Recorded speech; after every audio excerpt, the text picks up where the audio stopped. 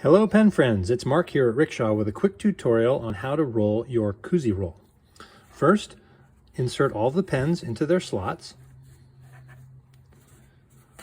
Fold down the flap, and then with the label facing you, flip the roll over and start rolling towards the grommet.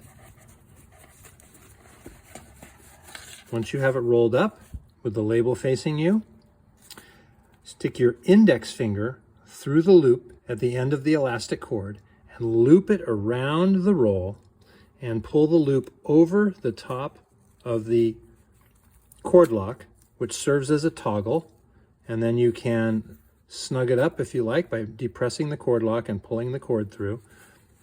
And there you have it. The pens are safe and secure and cozy inside of their Coozy Roll. Thanks for watching.